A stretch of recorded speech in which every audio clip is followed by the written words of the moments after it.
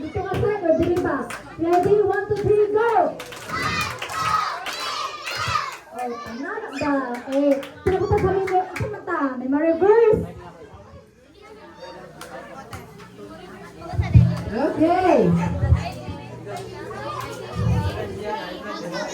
Okay.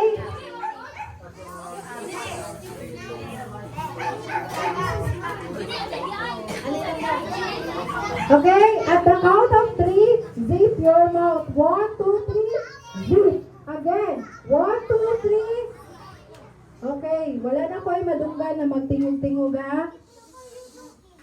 Kaya naman ta dili para maminaw kay teacher o para kang Jesus, di ba?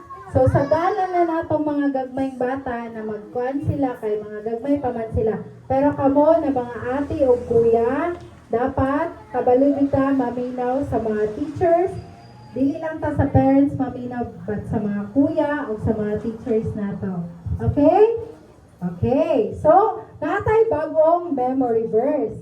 Diba gitudlo na nako sa mga nakauna ganiha, gitudlo na nako ng bagong memory verse. So karon katong mga bago lang abot o katong mga wala kaabot ganiha sa pagtudlo, ang bago natong memory verse kay na katong ganiha na sa Genesis 50 verse 20. So dili sa ta mag-action, magsugod sa ta sa kanang ingon sa nato, i-memorize sa nato ang memory verse. Asa ganito, nasa Genesis 50 verse 20. Kamu daw?